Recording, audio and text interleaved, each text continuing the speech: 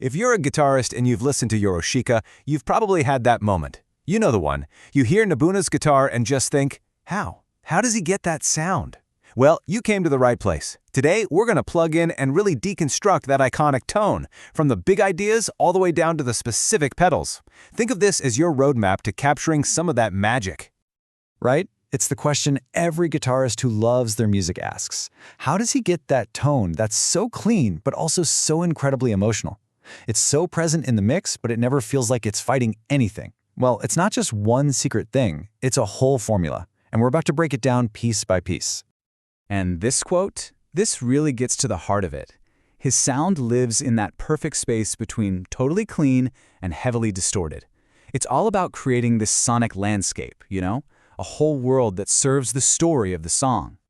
Now listen, n-buna uses some amazing gear, and don't worry, we're going to get to all of it. But the real secret isn't just a shopping list of expensive stuff. It's about understanding the core philosophy, the why, behind his approach to building a tone from the ground up.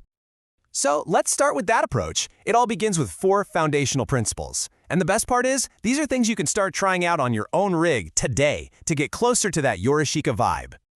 These are the absolute pillars of his sound. Seriously.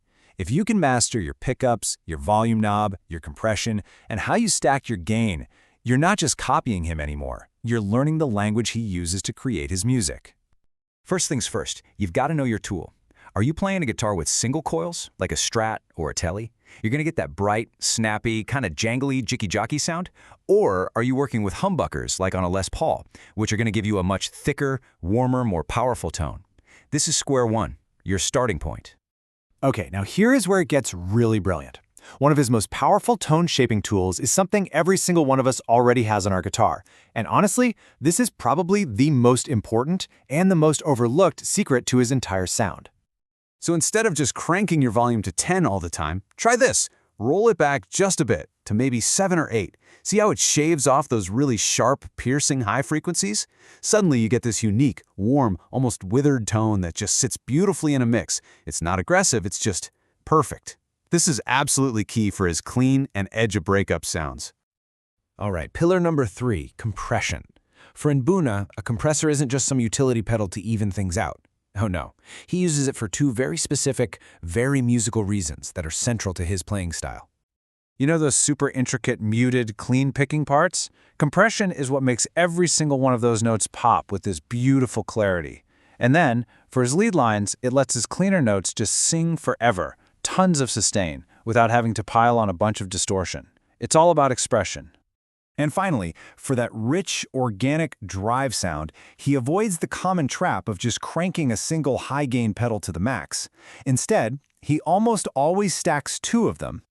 So the recipe is this. You start with a totally clean amp. Then you kick on a light overdrive, just for a little bit of character and grit. And then you push that with another drive or distortion pedal to get the weight and the saturation. It creates this thick, complex sound that's super articulate, instead of just being a noisy, fizzy mess. Okay, so we've got the philosophy down, we understand the principles, but how does that actually translate into hardware? Well, let's open up the gear locker and take a look at the actual tools n-buna uses. So his main guitars really cover all the sonic bases. For those transparent, jangly cleans, he's reaching for classic Fenders, a Strat or a Tele. But when he needs that warmer, more emotional overdrive sound, he'll grab a Gibson ES335 with its humbuckers. See, this isn't about collecting guitars, it's about having the right tool for the right sound, a complete palette. And his choice of amps, it just reinforces that core philosophy we talked about. He's all about starting with a strong, high-quality, beautiful, clean tone as the absolute foundation. That's his canvas, and the pedals are his paints. All right, let's get to the fun part, the pedals. This is where he really starts to add the color and the texture, crafting everything from a subtle, touch-sensitive drive all the way to those huge signature soundscapes. He tends to favor these boutique-style overdrives, and they're all known for 2 things, transparency and a really rich mid-range. And that's critical. That's what helps his guitar put through a really dense mix without ever sounding harsh or fizzy. But let's be real, a huge part of the Yorushika sound isn't just the drive, right? It's that ambient, that dreamy, almost ethereal quality, that incredible sense of space. So how does he do that? Well, this pedal right here is a huge piece of the puzzle. This shows his modern side. He uses these incredibly complex and powerful digital reverbs like the slow to literally build those iconic, dreamlike worlds that are so central to Yorushika's identity. But the signal chain doesn't stop at the pedal board. As a composer and a producer, n-buna is using some seriously powerful digital tools to bring this whole vision together. This thing, the Axe FX, is basically the brain of his entire operation.